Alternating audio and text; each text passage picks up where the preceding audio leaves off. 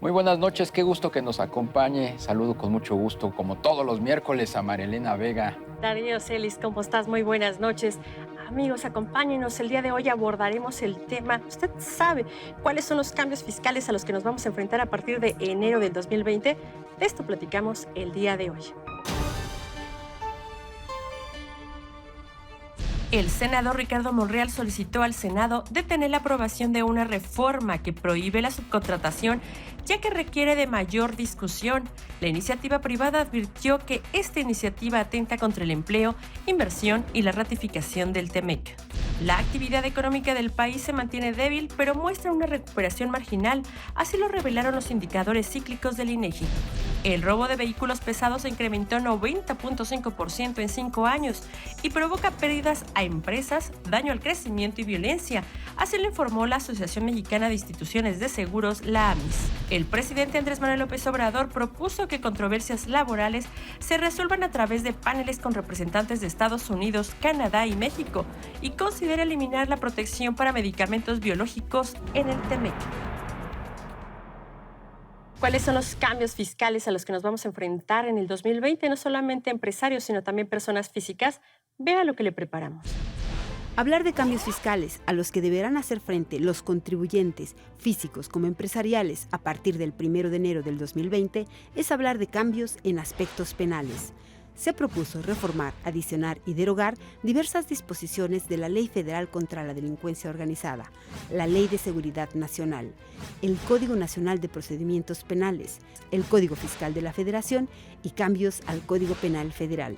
Con la reforma, la Ley Federal contra la Delincuencia Organizada establece como delincuencia organizada a la defraudación fiscal y sus equiparables, así como a la expedición o enajenación de comprobantes fiscales que amparen operaciones inexistentes, falsas o actos jurídicos simulados cuando lo defraudado supere los 7.8 millones de pesos. Como consecuencia, estas faltas ameritan prisión preventiva oficiosa de acuerdo al Código Nacional de Procedimientos Penales y que, de acuerdo al artículo 113 bis en el Código Fiscal de la Federación, la pena podría ser de 3 a 6 años de prisión. El 2020 plantea retos y desafíos para las personas físicas y morales en función de una nueva ley de ingresos que modificó los códigos y los reglamentos en materia tributaria. Para hablar de este tema, agradecemos mucho que nos acompañe esta noche Manuel Toledo. Él es socio de impuestos y servicios legales de la firma de consultoría Proactive. ¿Cómo estás? Buenas noches. Buenas noches, Darío. Muchas Muy buenas gracias por la noches, Manuel. invitación. Muchas gracias. ¿A qué nos Marilena. vamos a enfrentar como contribuyentes a partir del próximo año? Bueno, pues quisiera charlar de este tema en dos aspectos. Primero, todo lo que tiene que ver con la reforma fiscal penal, que va enfocada a la actividad que la autoridad ha venido realizando respecto a seguirle los pasos a las personas que han venido haciendo facturas de operaciones inexistentes, de operaciones simuladas, y por lo tanto la reforma fiscal para el año 2020 ha hecho una adecuación en el sentido de modificar 5 normas que tienen que ver con cuestiones penales.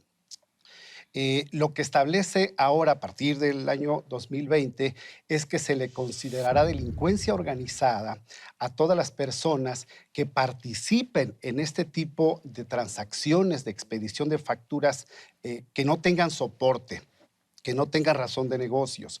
Otra es el considerar la defraudación fiscal, ¿sí? Y todo lo que sea equiparable a defraudación fiscal como una delincuencia organizada. Es un tema que tiene preocupado a los contribuyentes en México en virtud de que esa disposición en el Código Fiscal establece que un contribuyente pudiera tener algún error, aprovecharse de alguna interpretación no correcta de la norma y presentar una declaración con una equivocación, y en ese momento podría estarse considerando que está en delincuencia organizada, amén de que tiene toda la posibilidad de demostrar ante la autoridad con todas las pruebas que pudo haber sido un error y que no había dolo en su actuación.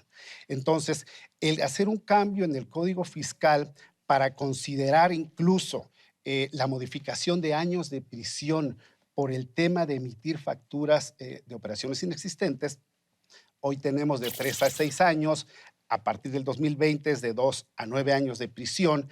Sin duda es un tema que tiene preocupado a los empresarios, pero no es que los empresarios estén en un tema de defraudación, sino que cómo podría actuar la autoridad para implementar ya en términos prácticos esta disposición. Eso es por lo que respecta al aspecto penal fiscal. La otra parte son las diversas adecuaciones que se está haciendo a la norma, tanto al Código Fiscal de la Federación, a la Ley del Impuesto sobre la Renta. Ustedes saben que los pilares de estas reformas son evitar malas prácticas, ¿verdad? Para evitar el pago de impuestos. ¿Cómo hago para que el contribuyente cumpla? Segundo, gravar de forma directa o indirecta ciertas actividades como son los servicios digitales, toda la enajenación o prestación de servicios con las famosas plataformas, que si bien la ley ya lo contempla, hoy la ley contempla que todo el que realice un acto o actividad en México tendrá que pagar impuesto al valor agregado. Sin embargo, hacen ciertas precisiones para que ahora sean esas plataformas o esas entidades residentes en el extranjero las que se encarguen de retener el impuesto al valor agregado e incluso el impuesto sobre la renta. Oye, Manuel, en este sentido, ¿habrá modificaciones en la forma de hacer la contabilidad, en la forma de que ahora los contribuyentes, ya sea personas físicas o empresarios, van a tener que hacer declaraciones? Bueno, toda la formalidad de cumplir sigue igual. ¿Qué es lo que sucederá a partir del 2020? La autoridad estaría usando mayormente toda la tecnología en la que ha venido invirtiendo para poder hacer más revisiones electrónicas. Así es que el cumplimiento formal seguirá igual, solo que la autoridad estará pues, más cerca del contribuyente para verificar que esté cumpliendo adecuadamente. Uno de los temas que la autoridad ha cuestionado en los últimos tiempos es la famosa discrepancia fiscal, que el contribuyente pues no erogue más de lo que ingresa, más de lo que declara, porque entonces lo llamaré a que me explique a qué se debe esa diferencia. Eso, por ejemplo, es un tema que está tipificado en el artículo 108 del Código Fiscal como uno de los casos que pudiera ser defraudación fiscal, y ahora al haberlo considerado delincuencia organizada, pues entonces hay que estar muy atentos de lo que estoy declarando, por supuesto que sea más ingreso de lo que erogo. Ese es un tema que las personas físicas tendrán que tener cuidado. El grabar todos los servicios que se compran por plataformas, ¿sí? Amén de los transportes de personas, etcétera, toda la tecnología que compramos por internet, pues va a tener ahora una carga mayor al consumidor final. No es a la empresa, a la plataforma que se le va a cargar, es al que compre ese servicio que va a tener un incremento del IVA, porque ahora va a tener que pagar ese IVA, lo retiene el otro, y lo entera en su caso, ¿no? Entonces, esta reforma sí trae una carga económica a los consumidores finales al ver incrementado los precios de estos servicios, por ejemplo, ¿no? Dice hace un momento, cuidar que el ingreso no rebase a las erogaciones. Así es, porque si Ajá. no, la norma señala que cuando hay una erogación, hiciste erogaciones mayores a tus ingresos. Por ejemplo, yo gano 10 pesos, 10 pesos. O mis diferentes patrones en un acumulado me ubican con un ingreso mensual de 10 pesos y yo estoy reportando pagos, erogaciones por 15 pesos. Ahí hay una discrepancia, Hay una de 5 discrepancia pesos. fiscal, exacto, donde la autoridad te puede tocar la puerta con una invitación, con un requerimiento de información para que le expliques. Manuel, hay como un temor fiscal de que, ¿qué tal si hago y después me meten 2 años a la cárcel o 3 años? ¿O qué tal si me están revisando? En fin, este temor es real, o sea, la ley lo aplica. Fíjate que te decía que la continuidad en la formalidad va a seguir igual. Es cierto que esta reforma, combinándola con aspectos penales, por supuesto que a todos los contribuyentes le preocupa.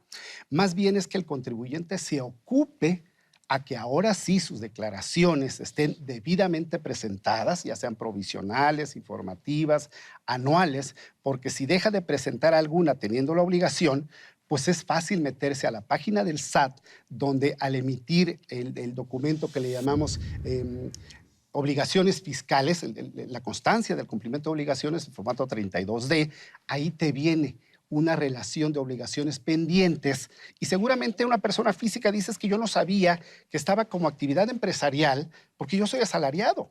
Mucho del temor ahora es, bueno, tuve o tengo un contador profesional que está llevando al pie de la letra las nuevas disposiciones. Ese es y quizás el temor como uno como persona física, ¿no? Claro. La recomendación aquí es que antes de que esto entre en vigor, es Que entra en recomendable vigor en enero. verificar, claro, antes de que entre en vigor, Ajá. verificar cómo estamos en el grado de cumplimiento fiscal. Ustedes tienen una contraseña, su RFC, se meten a la página y ubican esa constancia de cumplimiento de obligaciones fiscales y ahí le va a decir, es negativa, ¿verdad? Porque encontramos inconsistencias, porque falta que usted declare esto. Esto es la Es formato comprobación, 32, el la cumplimiento de obligaciones fiscales. cumplimiento de obligaciones fiscales. Hay Y con gente- eso prácticamente vas y dices, contador, Claro. oye, ayúdame y preséntalo en ceros. Pues, es que no tuviste Las ingresos. personas que nos están viendo y que no tienen acceso a un contador, lo pueden hacer a través del SAT. Claro, se pueden acercar a la Secretaría de Hacienda, la Secretaría de Hacienda les apoya. De hecho, la autoridad está buscando cómo acercarse a los contribuyentes para auxiliarle en estos casos, ¿no? A partir del 2020 también hay una figura. Ahora resulta que las empresas que realicen operaciones reportables, le llaman, los ¿Qué es? asesores, ¿Qué todas es esas reportables?